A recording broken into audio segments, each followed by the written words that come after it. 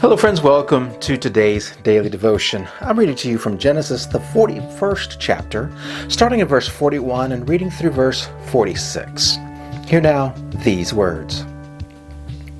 So Pharaoh said to Joseph, I hereby put you in charge of the whole land of Egypt.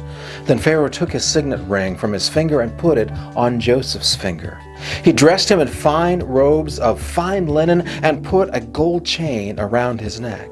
He had him ride in a chariot as his second in command, and people shouted before him, Make way! Thus he put him in charge of the whole land of Egypt. Then Pharaoh said to Joseph, I am Pharaoh, but without your word no one will lift hand or foot in all Egypt. Pharaoh gave Joseph the name Zaphenath-Paneah, and gave him Asenath, daughter of Potiphera, priest of On, to be his wife. And Joseph went throughout the land of Egypt. Joseph was 30 years old when he entered the service of Pharaoh, king of Egypt, and Joseph went out from Pharaoh's presence and traveled throughout Egypt.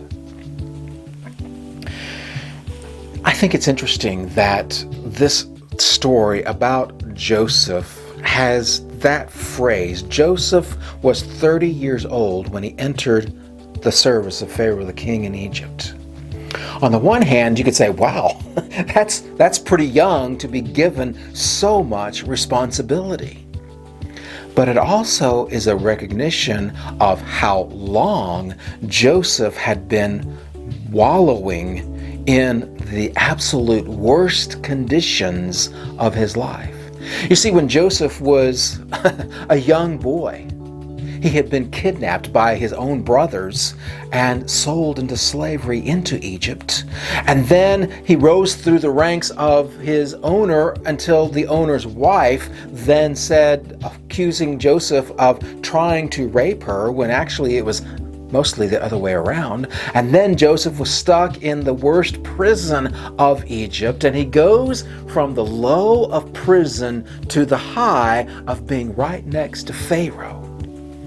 And all of this happens over these years, and Joseph is now 30 years old. My friends, I have no idea what the circumstances and situations are in your life, and you might be 30, you might be 60, you might be 90, or somewhere in between those ages, and you're wondering, am I going to be able to overcome?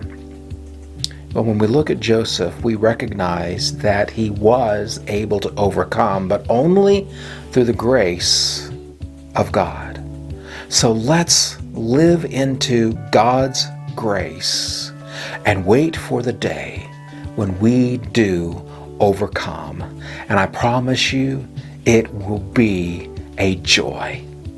I'll see you tomorrow for another daily devotion.